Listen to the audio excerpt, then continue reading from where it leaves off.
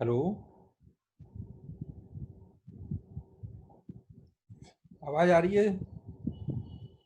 पता नहीं टैब में क्या हो गया था अचानक से।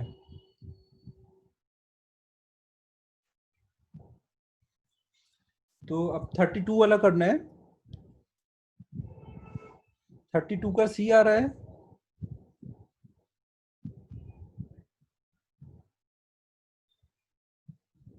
32 में तो बस फॉर्मूला पूछा गया आपको। गामा ऑफ लिक्विड दिया है, अल्फा ऑफ कंटेनर दिया है और गामा अपेरेंट पूछा है। अल्फा ऑफ कंटेनर पता है तो 3 अल्फा कर दोगे तो ये गामा ऑफ कंटेनर हो जाएगा। फिर गामा एल माइनस गामा सी कर दो तो गामा अपेरेंट आ जाएगा। अब जो भी आंसर आ जाए ना, करना यही है ना। समझ आ रहा है मैं क्या बोल रहा हूँ?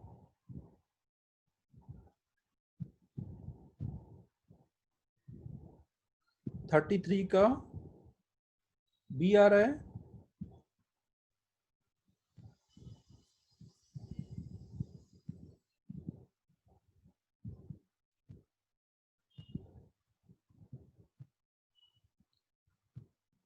अच्छा, सबका बी आ रहा है। ठीक है, हाँ वही आ रहा होगा। ठीक है, बताना नहीं है ना, चलें आगे।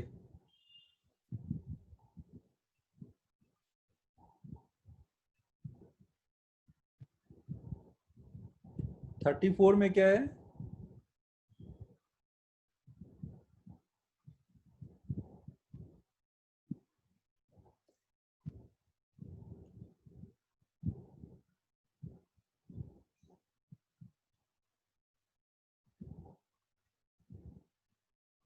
जो स्ट्रेस डेवलप होता है वो थर्मल स्ट्रेस, वो क्या आता था? गामा अल्फा डेल्टा टी ना।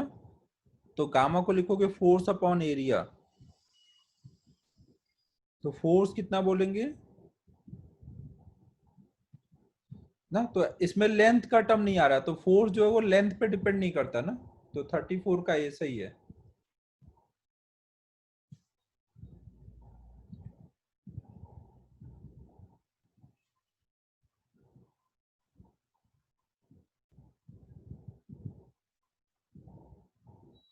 35 का अभी हम लोगों ने क्वेश्चन किया था ना।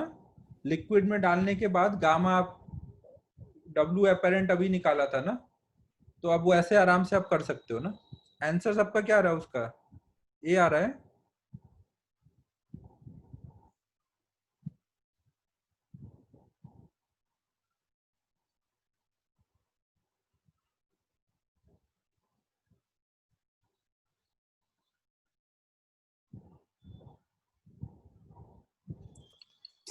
Hello sir. हाँ। आप वो होमवर्क के भी आंसर भेज देना ना, मतलब ठीक करके। उसमें भी कुछ कुछ गलत है। आ, यार जो तुझे लगता है तूने किए होंगे गलत है वो मुझे भेज देना, मैं वो करेक्शन देख लूंगा। अच्छा ठीक है। चलेगा? हाँ चलेगा।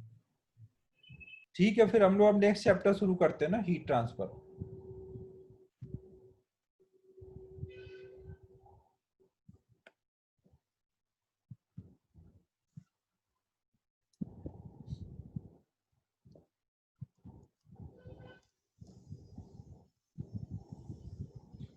वीरू करीब हम लोग 30 के करीब करेंगे। 30 के बाद वाले जो डीपीपी है उसमें एक में यूनिवर्स करके है, तो वो तो कुछ करने की जरूरत नहीं है। और एक में सेमी कंडक्टर है और एक में कम्युनिकेशन सिस्टम है। टोटल 32 डीपीपी हैं। तो 30 तक ही करना है, बाकी वाले मैं दे दूंगा, तुम लोग खुद ही कर लेना। दो और हैं, दो तीन यूनिवर्स का लेके तीन है, तो वो तुम लोग खुद से कर सकते हो। मतलब 10 दिन में हो जाना चाहिए कंप्लीट। और 10-12 दिन बाद क्लासेस कम कर दूंगा, केवल डाउट वाला ही रखूंगा फिर।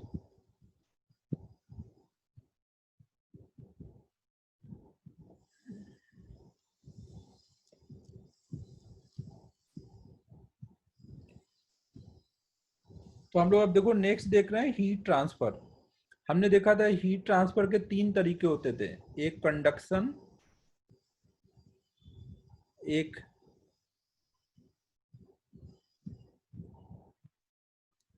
कन्वेक्शन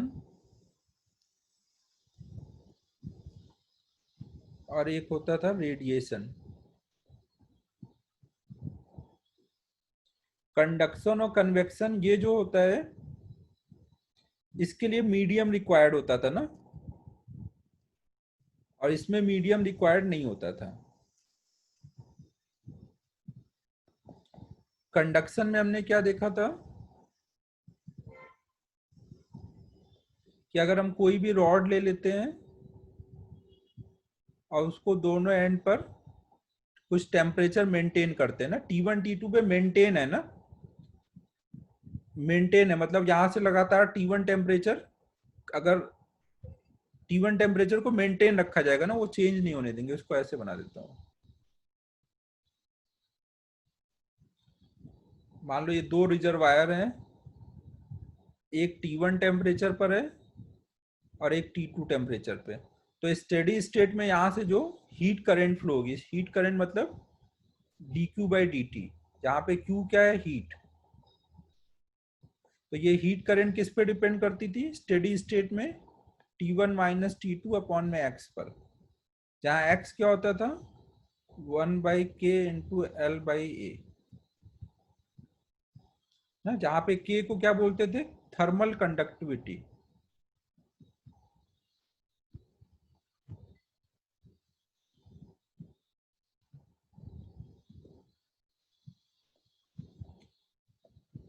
अगर एक से ज्यादा रॉड आ जाएंगे सीरीज में होंगे तो x equal to x1 plus x2 करते जाएंगे, और पैरेलल में होंगे तो 1/x equal to 1/x1 plus 1/x2 करते थे।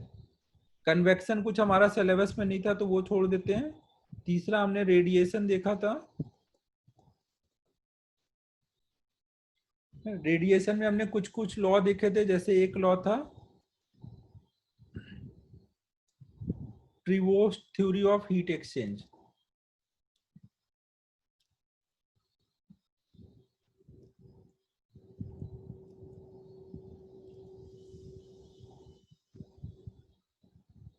हाँ, के मटेरियल की प्रॉपर्टी है।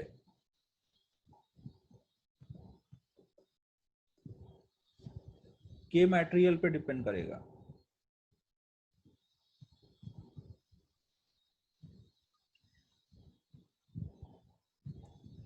Prevost theory of heat exchange में क्या था कि कोई भी बॉडी किसी भी टेम्परेचर पर लगातार हीट रेडिएट करती रहती है, और at the same time surrounding के टेम्परेचर की वजह से, ये सराउंडिंग का टेम्परेचर T0 है, इसके वजह से हीट एब्जॉर्ब करती रहेगी ना। तो हीट का एक्सचेंज होता रहता है ना। प्रिवोस्ट ने ये बताया कि हीट का एक्सचेंज चलता है, बॉडी अपने टेम्परेचर की वजह से रेडिएट करती है और सराउंडिंग के टेम्परेचर की वजह से एब्जॉर्ब करती है।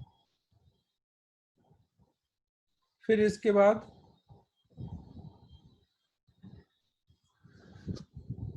स्टीफन लॉ था, स्टीफन बोल्ट्जमैन लॉ।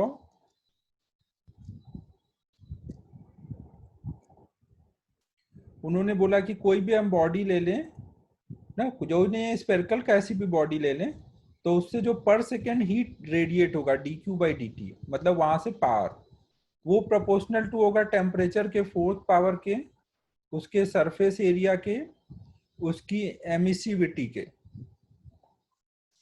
तो इन सबको, एमिसिविटी क्या होता था ना, उसका एक प्रॉपर्टी होता था,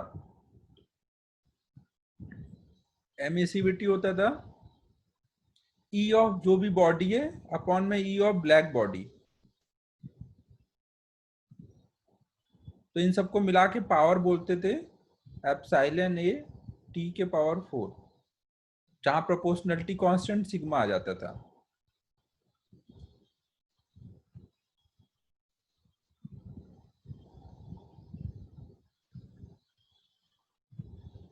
फिर इसके बाद हमने एक देखा था किरचॉफ लॉ।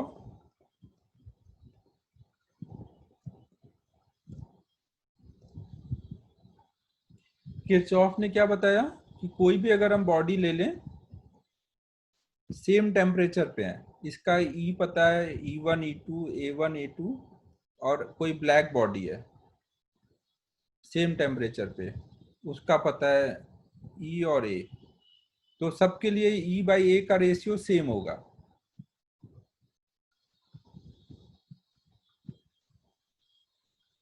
ना, ये सब के लिए कांस्टेंट है।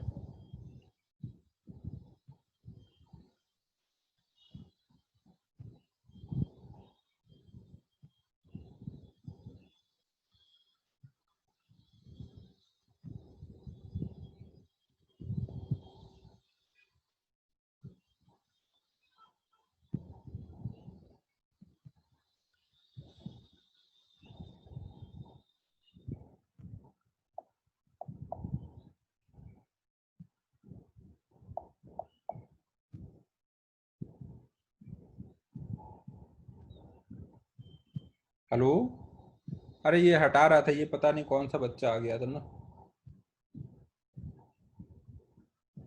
वीरू दीदी।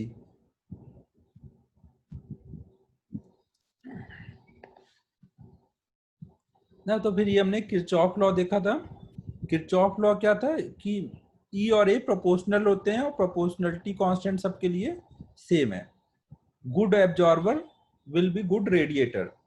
ई अच्छा है मतलब रेडिएटर अच्छा है, और ए अच्छा है मतलब एब्जॉर्बर अच्छा है। तो good absorber will be good radiator. फिर हमने एक देखा था Wien's displacement law.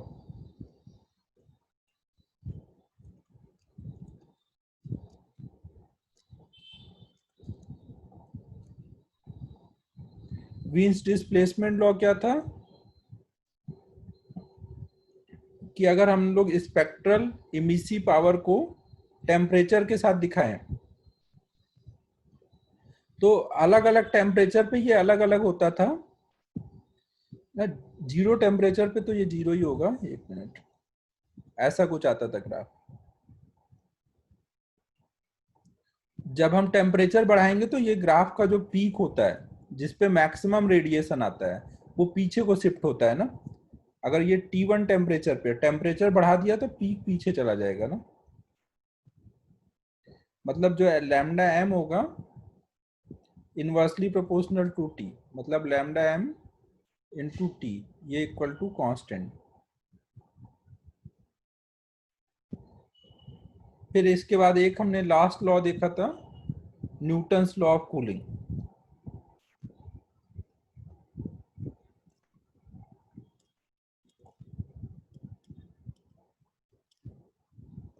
Newton's law of cooling क्या था कि कोई भी अगर हम बॉडी ले लें जो टी टेम्परेचर पे और सराउंडिंग का टेम्परेचर टी नॉट है, तो रेट ऑफ जो टेम्परेचर चेंज होगा, यहाँ टेम्परेचर कम हो रहा है इसलिए आगे माइनस लगाया है ना, मैग्नीट्यूड लिखना है, minus D T by D T क्या है, रेट ऑफ टेम्परेचर चेंज। तो ये किस पे डिपेंड करेगा, बॉडी के टेम्परेचर और सराउंडिंग के टेम्परेचर के डिफरेंस पर। फिर यहाँ एक कांस्टेंट दे देते थे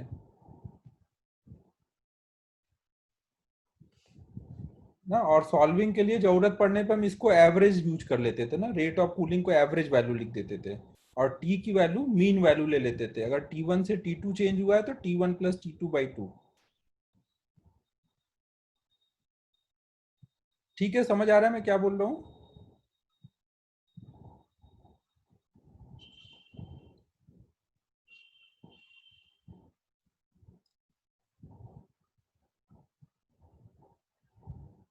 तो अब इसके बेसिस पे हमें हीट ट्रांसफर का डीपीपी स्टार्ट करना है ना, डीपीपी नंबर 18, तो वो कल भेजा था ना, तो 18 वाला स्टार्ट करते हैं।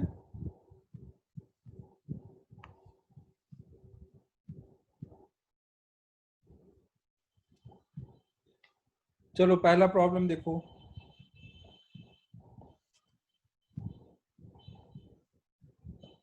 पहला तो लास्ट टाइम भी अभी देखा था, लास्ट वाले डीपीपी में भी था ये वाला प्रॉब्लम, तो सी आंसर आएगा ना। वहां पे जीरो दिया था, लास्ट वाले में आंसर गलत दिया था, इसमें चेक करो इसमें क्या आंसर दिया है।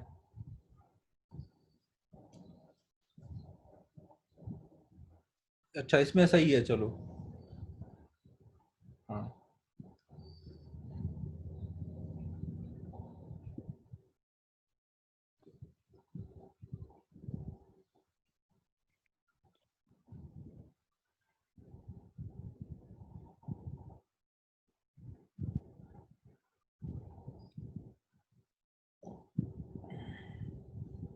अरे हाँ यार, नहीं इलाज भी देखना रह गया। वो क्वेश्चन यही था कि जब उससे सॉलिड से लिक्विड बनता है तो के पे क्या इफेक्ट पड़ता है। तो अभी सोचना रह गया यार, टाइम नहीं मिला मेरे को सोचने का उस पे।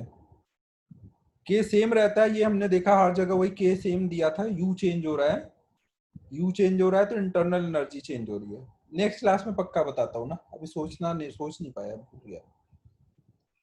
चलो सेकंड करते हैं।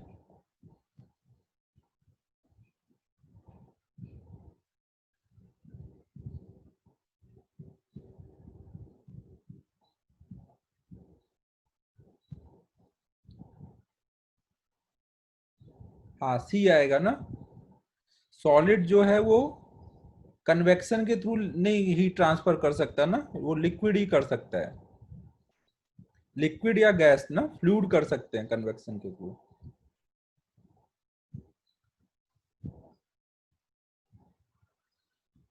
सॉलिड में मॉलिक्यूल मूव नहीं करते ना अपनी जगह से दूसरी जगह। कन्वेक्शन में क्या होता था, ये लिक्विड मूव कर करके आते थे, हीट लेते थे, फिर आगे जाते थे, कन्वेक्शन करंट बनती थी। सॉलिड में ये सब नहीं हो सकता। दर्शन समझा क्या बोल रहा हूँ? सर ये कंडक्शन क्या रहता है, कंडक्शन नहीं सॉरी, कन्वेक्शन क्या रहता कन्वेक्शन, है? कन्वेक्शन में जैसे हमने कोई लिक्विड लेते थे ऐसे, और उसको मान लो यहाँ से हीट देना शुरू किया, तो क्या होता था, पहले नीचे का लिक्विड हीट लेता था, और वो गर्म होता था तो उसका वॉल्यूम बढ़ता था, डेंसिटी कम होती थी, तो वो डेंसिटी कम हुआ तो ऊपर गया। कन्वेक्शन करंट बनता था वो, हाँ, हाँ और हाँ। ऊपर से नीचे आया, तो ऐसे फ्लो चलता है ना। लेकिन सॉलिड में ऐसे फ्लो बन सकता है क्या? नहीं। तो उसमें कन्वेक्शन नहीं हो सकता। सॉलिड में कंडक्शन ही हो सकता है।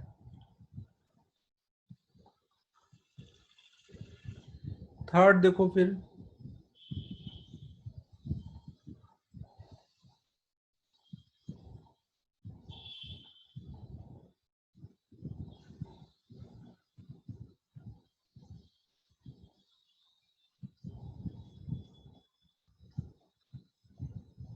कोई वॉल के थ्रू हीट को पास करना है, तो वो किस पे डिपेंड नहीं करेगा।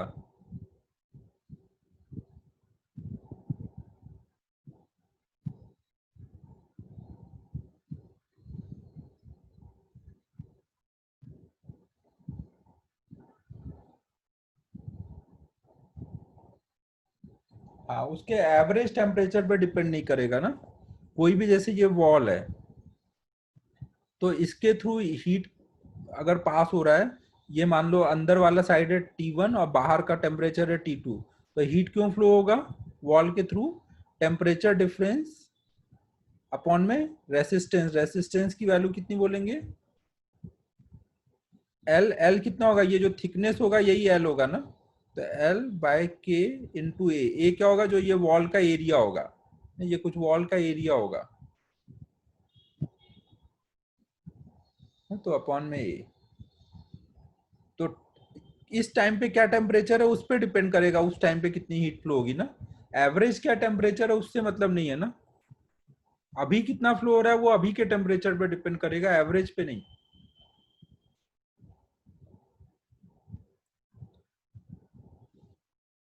थर्ड समझ आया ना सबको?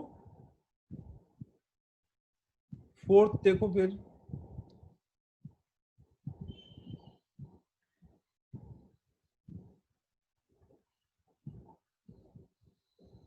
हाँ, कंडक्शन कैसे होता है? फ्री इलेक्ट्रॉन के थ्रू ना, तो मेटल इसीलिए अच्छे कंडक्टर है क्योंकि उसमें फ्री इलेक्ट्रॉन होता है। फोर्थ का सी, जिसमें भी फ्री इलेक्ट्रॉन होंगे वो अच्छे कंडक्टर होंगे।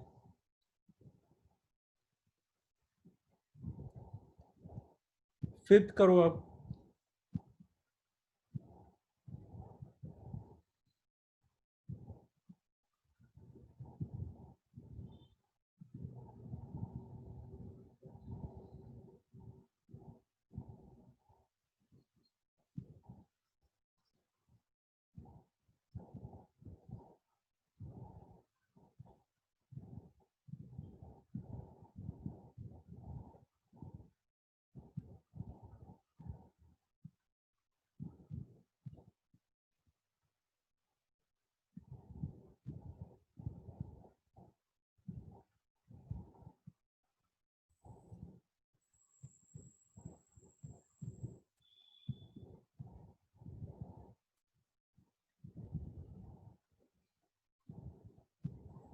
करूँ सॉल्व?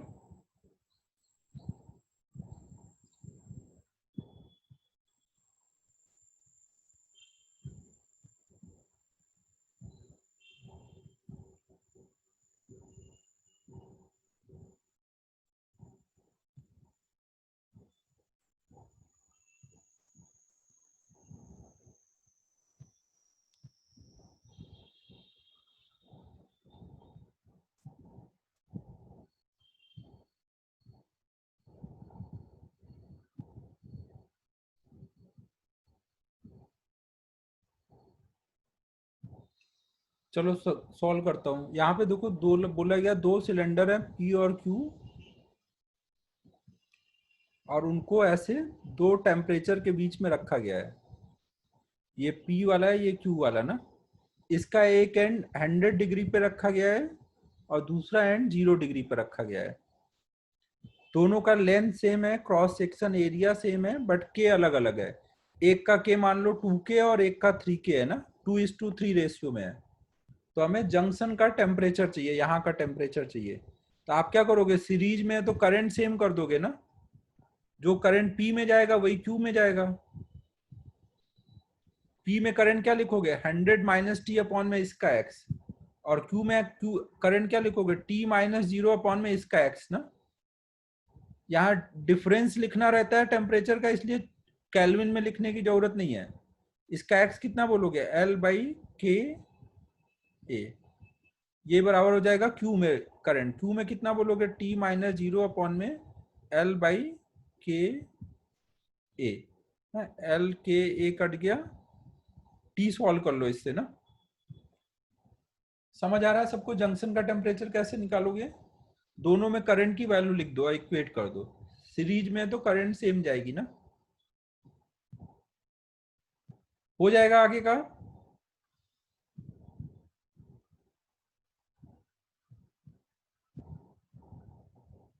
आगे सॉल्व कर लो भैया, हो जाएगा।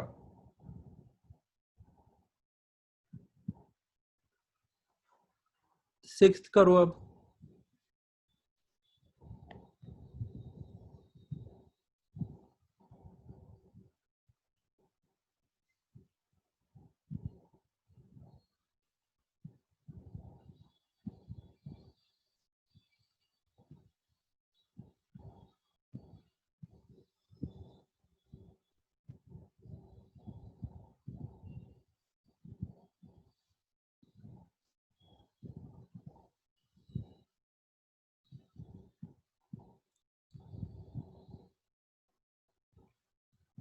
सिक्स्थ में ए, इक्विवेलेंट थर्मल कंडक्टिविटी पूछा गया ना, ठीक है।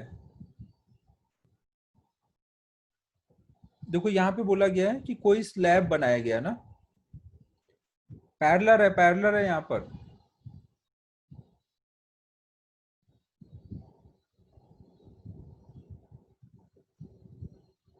सिक्स्थ में पैरेलल है यहाँ पर।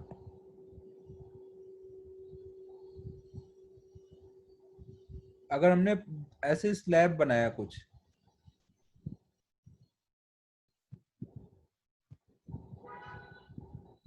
और इसके पैरेलल में एक और लेयर बना रखा है, दो लेयर है ना, ऐसे दो लेयर लिए गए हैं, दोनों की थिकनेस सेम ली गई है। नहीं, दोनों की थिकनेस सेम है, लेंथ तो सेम रहेगी।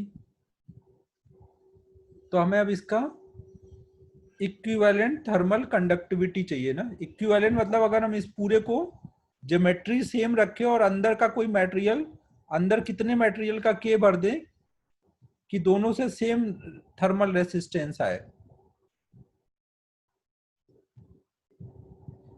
अब इसका पूरा क्रॉस सेक्शन एरिया कितना बोलोगे, 2K, और इसका के इक्विवेलेंट बताना है, लेंथ वही L बोलोगे। नहीं, इक्विवेलेंट थर्मल कंडक्टिविटी मतलब ज्योमेट्री सेम रखते हुए मटेरियल अंदर का सब कुछ सेम कर दो। अब यहां से x निकालोगे तो क्या होगा, पैरेलल में है ना, तो 1/x1 प्लस 1/x2 बराबर इक्विवेलेंट मतलब x, 1/x। अब इनकी वैल्यू डालो, x1 मतलब L बाई के K1A, और यहाँ बोलेंगे 1/L बाई K2A।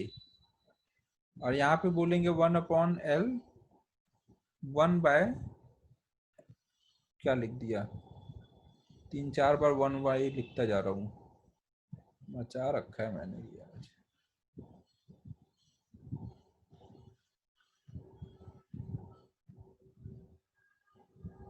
ये समझ आया? x की वैल्यू L/K लिखेंगे ना, इक्विवेलेंट के टाइम में टोटल A कितना होगा, 2A होगा।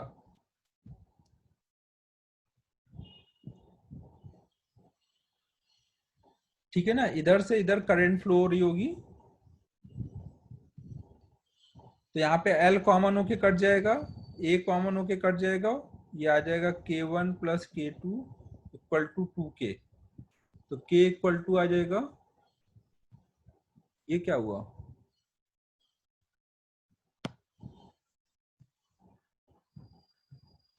slab consists of two parallel layers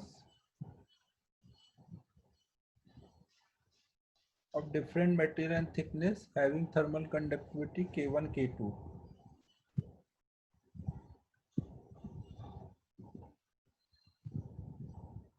sir हाँ सर ये तो सीरीज में ही होंगे ना, मतलब जो दर्शन क्या बोल रहा था कि अगर हमने लेफ्ट से हीट भेजी और राइट में गई तो उसके अकॉर्डिंग देखो ना, अगर वो ऊपर से नीचे मेरे हिसाब भेजते। से ये स्लैब मतलब ऐसा बोल रहा है कि एक ऐसा स्लैब रखा गया है,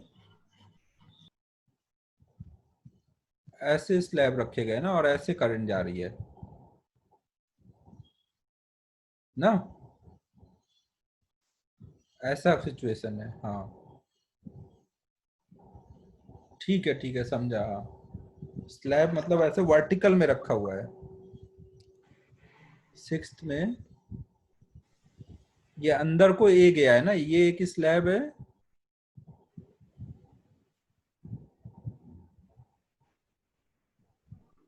और ये एक ऐसे है ना। नेहिल यार वो तो देख समझना ही पड़ेगा भाई, इंग्लिश पढ़ के, और कोई ऑप्शन नहीं है। क्रॉस सेक्शन एरिया कुछ ए है दोनों का, और दोनों की थिकनेस सेम दी हुई है ना, ऐसे करंट जा रही है, ये अंदर को कुछ गया हुआ है ना।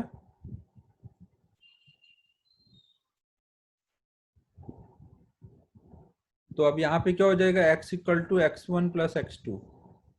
x कितना बोलेंगे, इसकी टोटल लेंथ कितनी बोलेंगे, 2L, 2L बाई के इक्विवेलेंट इंटू ए, यहाँ हो जाएगा L बाई K1A, यहाँ पे L बाई K2A। तो अब निकाल लो यहाँ से, 2/K इक्विवेलेंट बराबर आ गया, तो डी ऑप्शन आ जा रहा है अब।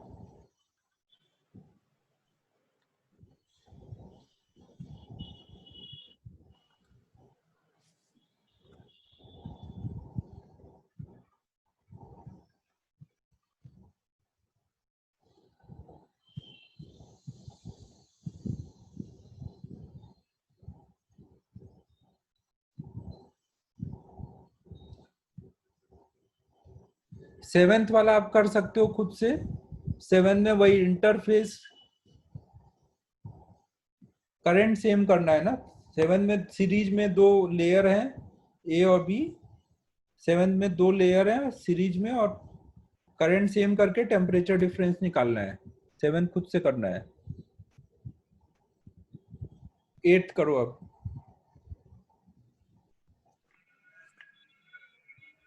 सर सेवेंथ वाला भी ऊपर जैसा ही केस होगा ना, सिक्स क्वेश्चन हाँ जैसा। 6 जैसा ही है, 6 है, उसमें तो वॉल लिखा है ना, तो उसमें तो समझ आ रहा है, वॉल है, दो लेयर, तो सीरीज है।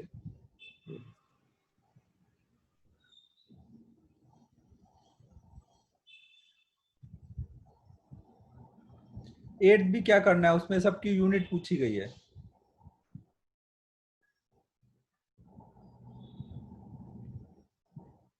थर्मल कंडक्टिविटी की यूनिट कैसे बताओगे, हमें देखो पता है कि हीट करंट बराबर होता है टेम्परेचर डिफरेंस अपॉन में एक्स, तो यहाँ से एक्स की यूनिट आ जाएगी, आई की पता है, टेम्परेचर की पता है, एक्स की आ जाएगी तो उससे के की आ जाएगी। 8 भी हो जाएगा ना, 9th करना है। ठीक है ना, 8 छोड़ देते हैं ना, यूनिट निकालने का वो तो निकाल ही लोगे। सर इसमें केल्विन नहीं लेते ना हम?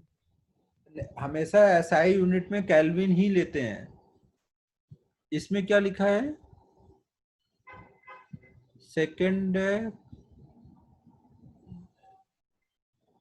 सी the specific heat, C M, ये सेंटीमीटर पर सेकंड लिखा है क्या, देख लेना वो जो भी है। सीजीएस में अगर दिया है आंसर तो सीजीएस में सॉल्व कर लो। नेहिल बोल रहा हूँ, अगर सीजीएस में सॉल्व किया तो सीजीएस में कर लो ना, ऑप्शन देख के कर लो, सीजीएस में ऑप्शन है तो सीजीएस में रख दो सबका। पहले आप उसमें निकालो, एसआई में निकाल लो, फिर सीजीएस में है तो बाद में चेंज कर लेना। सब लोग पहले एसआई में निकाल लो ना।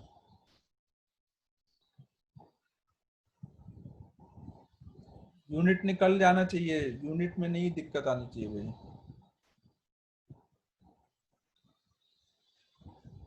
9th करो अब।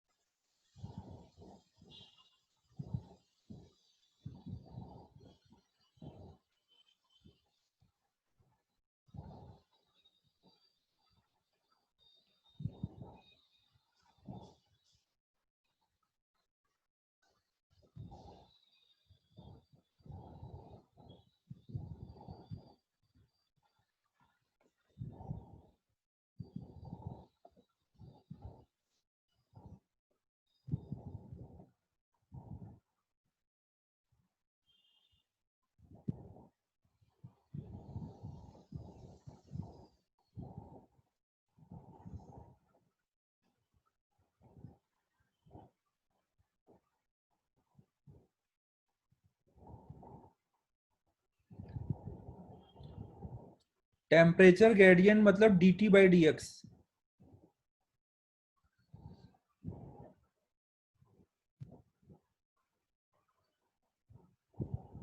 dt बाई dx मतलब x मतलब लेंथ ना, ये x मतलब थर्मल रेसिस्टेंस नहीं, x मतलब लेंथ, dt बाई dx है, x मतलब लेंथ। मतलब कोई भी ये वायर है, रॉड है, तो इसमें जो हीट करंट फ्लो हो रही है उसकी वैल्यू आप क्या लिख सकते हो, I इक्वल टू, अगर यहाँ का टेम्परेचर T1 है, यहाँ का T2 है, तो आप लिख सकते हो T1 माइनस T2 अपॉन में x। x की वैल्यू क्या लिखोगे, L बाई के ए। तो हम इसको बोल सकते हैं I equal to T1 minus T2 upon में L इंटू के ए को इधर ले आओ ना, तो ये T1 माइनस T2 अपॉन में L, यही क्या है, डेल्टा T अपॉन में डेल्टा L, मतलब यही टेम्परेचर ग्रेडियंट है ना, समझो। तो क्वेश्चन में आपको बोल दिया गया है कि I बाय ए सेम है ना, ये क्या है, I बाय ए क्या है, I बाय ए क्या बताएगा, heat flowing per unit area. हाँ लिखाया है भाई ना, I बाय ए क्या है, heat flowing per second per unit area. तो ये किस पे डिपेंड कर रहा है, ये सबका सेम दिया है I बाय ए, तो अब टेम्परेचर ग्रेडियंट किस पे डिपेंड करेगा, टेम्परेचर ग्रेडियंट अब किस पे डिपेंड करेगा, 1/k पर ना, समझो ना। I बाय ए क्वेश्चन में बोल दिया गया है सेम है, क्वेश्चन में पढ़ो ना कि लिखा है ना, if the same quantity of heat is to flow per second, heat per second मतलब करंट, पर यूनिट एरिया मतलब बाय ए, वो सेम है, हो जाएगा आगे का। अब जिसका के ज्यादा उसका टेम्परेचर ग्रेडियंट कम ना, सी ऑप्शन आ जाएगा।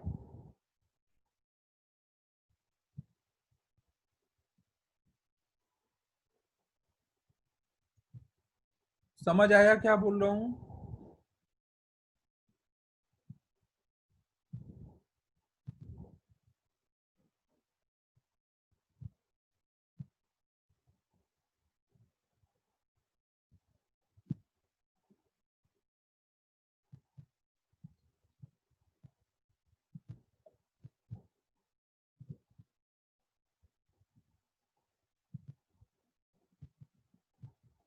10th करो अब।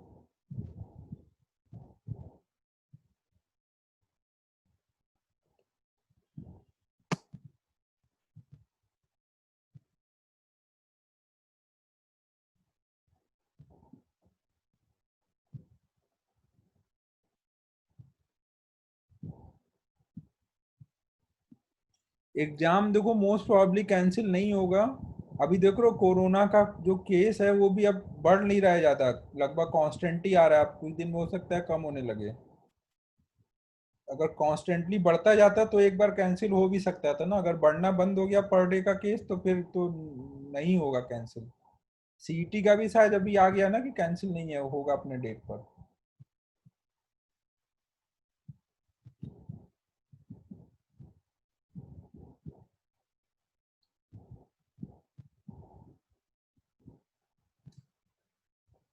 डेट शायद अभी अनाउंस होने वाला है, बट डिले नहीं है उसमें। जो पहले शायद बोला गया था उसी टाइम पर हो रहा है। अच्छा।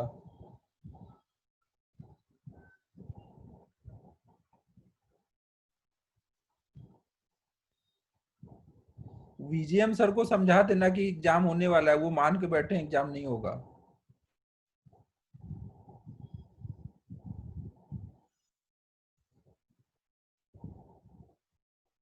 और एक ये दिया भी है, दिया भी मान के बैठी एग्जाम नहीं होने वाला। दिया आ जाए जो है कि नहीं।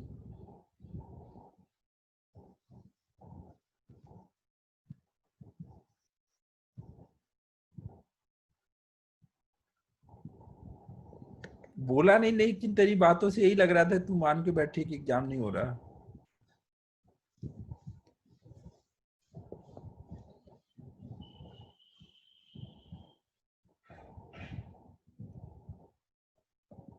चलो अब 10th करते हैं।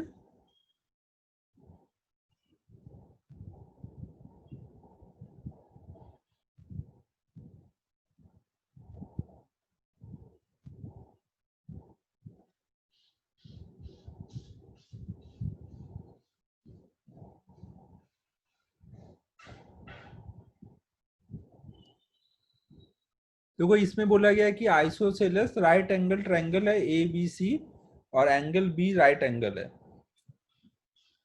और पॉइंट ए और बी को मेंटेन किया गया है टी टेम्परेचर पे और रूट टी टेम्परेचर पे। जिसको मेंटेन किया जाता है, जिसको भी मेंटेन किया जाता है कोई पर्टिकुलर टेम्परेचर पे, उस पॉइंट पर किरचॉफ का जंक्शन लॉ नहीं लगाते ना। जंक्शन लॉ मतलब जितनी यहां से करंट आएगी उतनी ही जाएगी, ऐसा नहीं लगाते ना। क्योंकि मेंटेन किया जा रहा है तो वहां ऐड भी हो सकता है हीट, और हीट निकाल भी सकते हैं ना।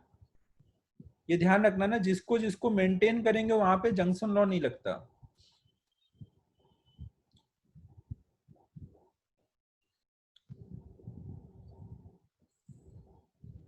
तो हमें टीसी की वैल्यू बतानी है। क्या बोल रहा है वीरू? हेलो, आवाज आ रही है?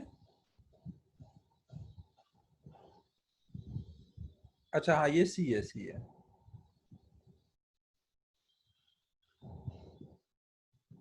और अरे यार क्या कर रहा हूँ मैं भी, कुछ ज्यादा ही मचा रहा हूँ।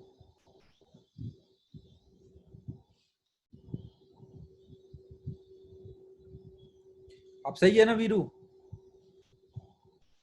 तो देखो ए और बी को मेंटेन किया गया है। ए और बी को मेंटेन किया गया मतलब यहाँ पे हम ये नहीं लगाएंगे कि इधर को जितनी करंट आ रही होगी उतनी यहाँ से जाएगी, ना तो बी पे लगाएंगे जितनी आ रही है उतनी जाएगी। लेकिन सी को नहीं मेंटेन किया गया है, तो सी पे हम ये लगा सकते हैं कि जितनी करंट इधर से आएगी उतनी करंट उधर को जाएगी। सी का मान लो टेम्परेचर टीसी है, तो हम बोल सकते हैं आने वाली करंट कितना बोलोगे, टेम्परेचर डिफरेंस अपॉन में इधर का रेसिस्टेंस। और ये यहाँ पे जब लिखेंगे तो यहाँ लिखेंगे T C minus T upon में एल कितना है इधर का, √2L अपॉन में के। अब इसको सॉल्व कर दो तो टीसी की वैल्यू आ जाएगी ना। टीसी आ जाएगा तो टीसी बाई टी निकाल लोगे। समझ आ रहा है 10th में क्या बोल रहा हूँ?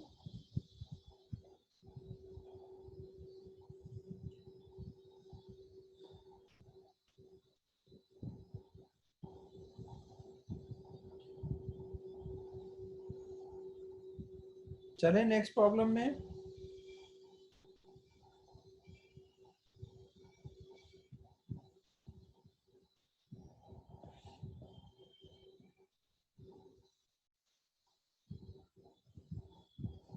इलेवन तो करने की जरूरत नहीं है, उसमें एक्स का फॉर्मूला पूछा है। तो एक्स बराबर क्या होगा, एल बाई के, एल मतलब डी, तो 11 में डी बाई के, बी ऑप्शन हो गया।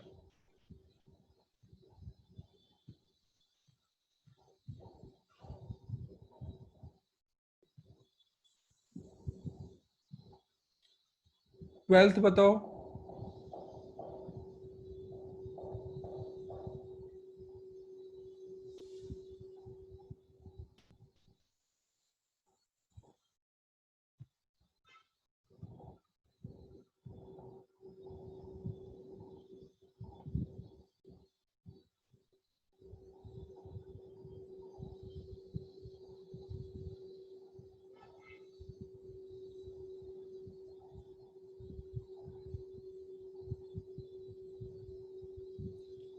ट्वेल्थ का डी किस हिसाब से बोल रहे हो?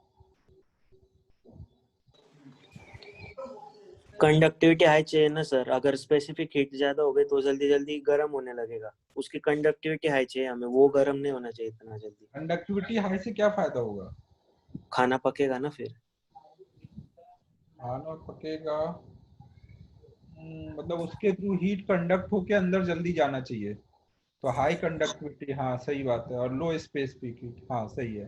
ना हमें क्या चाहिए, कंटेनर का टेम्परेचर कम बढ़े और कंटेनर हीट पास करके अंदर भेज दे ना। खाना जल्दी पकाना है तो हमें क्या चाहिए होगा, जो भी पॉट है उसका टेम्परेचर कम बढ़े ना, गर्म कम हो और हीट जल्दी से अंदर चला जाए। तो हाई कंडक्टिविटी लो स्पेसिफिक हीट, हाई कंडक्टिविटी से जल्दी जाएगा, लो स्पेसिफिक हीट से टेम्परेचर कम बढ़ेगा।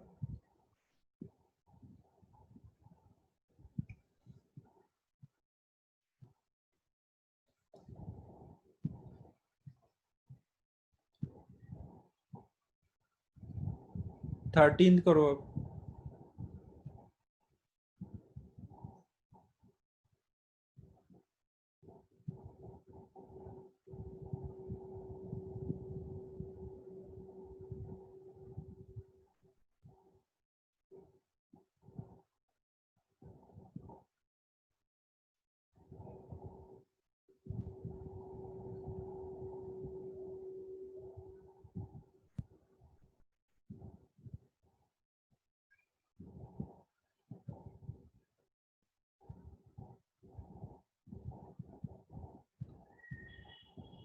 थर्टीन में क्या बोला जा रहा है, for a body slightly above room temperature the rate of loss of heat depends on temperature of body, temperature of surrounding, difference of temperature between body and surrounding। हाँ ये तो बस वही न्यूटन्स लॉ ऑफ कूलिंग पूछा गया है। जितना difference ज्यादा होगा उसी पे डिपेंड करता है ना कितनी तेजी से बाहर हीट नेट फ्लो होगा।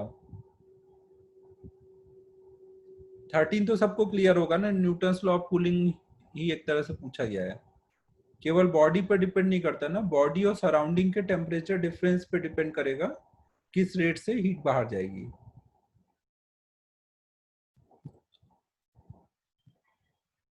ठीक है नेक्स्ट करते हैं, 14 करो।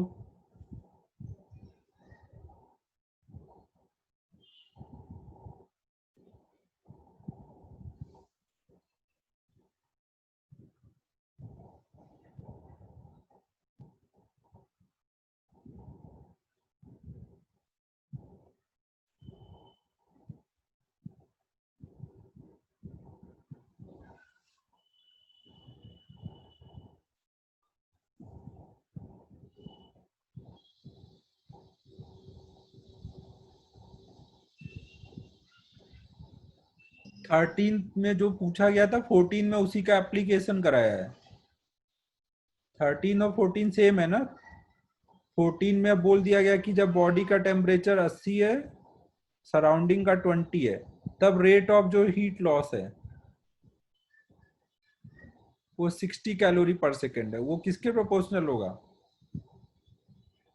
रेट ऑफ हीट लॉस जो होगा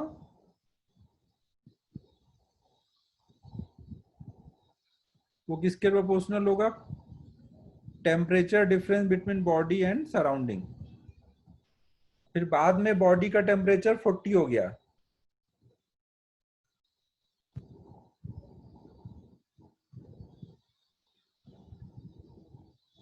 तो दिख रहा है ये इधर वाला टर्म इस बार 1/3 हो गया है, तो इधर वाला टर्म भी 1/3 हो जाएगा ना। 14 समझ आ रहा है मैं क्या बोल रहा हूँ? 14 समझ आ रहा है मैं क्या बोल रहा हूँ? dq/dt किसके प्रोपोर्शनल है? टेम्परेचर डिफरेंस विद सराउंडिंग ना। तो अगर टेम्परेचर डिफरेंस पहले 60 था, बाद में 20 रह गया,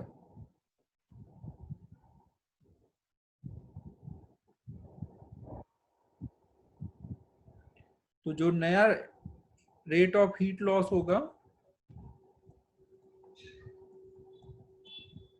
फाइनल वाला, ये इनिशियल वाला 60 था, तो वो कितना आ जाएगा? 1/3 आ जाएगा।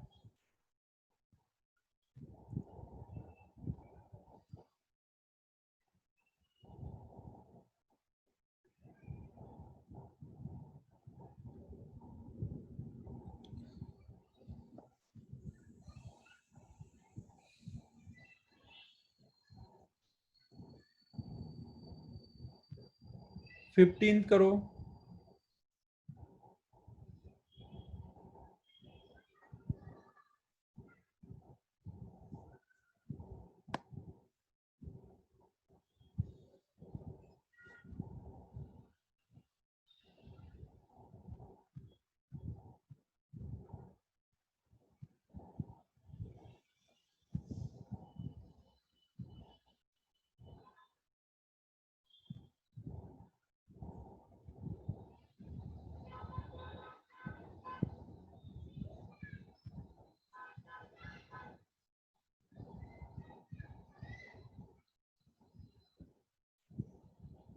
फिफ्टींथ वाला भी वही न्यूटन्स लॉ का रेट ऑफ कूलिंग वाला है ना।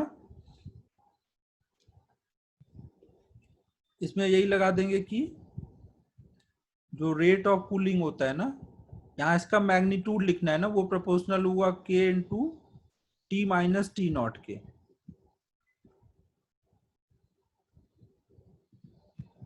तो यहाँ पे पहले वाले में रेट ऑफ कूलिंग कितना है? पहले वाले में देखो 50.1 से 49.9 हुआ है, तो कितना टेम्परेचर में चेंज आया? 0.2 का ना। 0.2 डिग्री कितने में चेंज आया? 5 सेकेंड में। तो ये हमारा dt/dt हो गया, ये बराबर k इंटू टी की वैल्यू कितनी बोलोगे? T1 प्लस T2/2 ना। T1 प्लस T2/2 करोगे तो 50 आएगा, minus T not. T not मतलब रूम का टेम्परेचर, वो कितना दिया है? 30। अब दूसरी बार फिर से यही चीज हो रही है, दूसरी बार 40.1 से 39.9 हुआ है ना, फिर से टेम्परेचर में चेंज आया है 0.2 का, टाइम पूछा गया है। इस बार का एवरेज कितना आएगा? दोनों T1 प्लस T2/2 करोगे तो 40 माइनस 30, दोनों को डिवाइड कर देंगे तो टाइम आ जाएगा, नया वाला टाइम हो जाएगा। डिवाइड करने से कितना आ जा रहा है आंसर इसका? बी वाला ऑप्शन आ जा रहा है।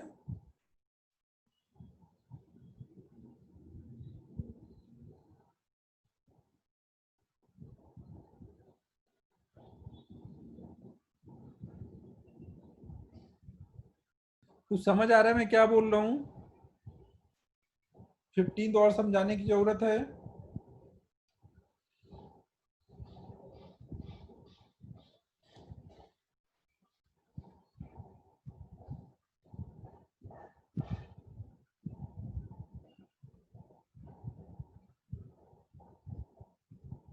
सबको समझ आ रहा है क्या बोल रहा हूँ? हाँ ना, कुछ बोलो यार, तुम लोग सब शांति बैठ गए एकदम।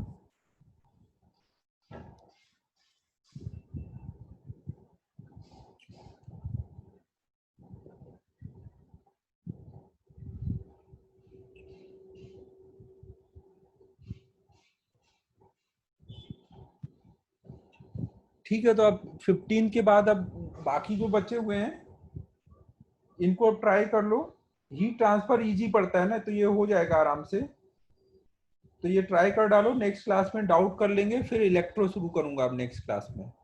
DPP 19 भी भेज दिया है ना, नेक्स्ट क्लास में इलेक्ट्रो शुरू होगा। ये ट्राई कर डालो बाकी जो बचे हुए हैं।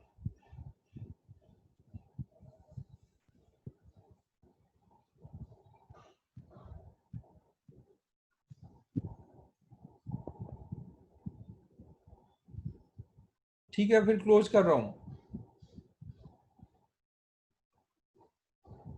Bye bye everyone.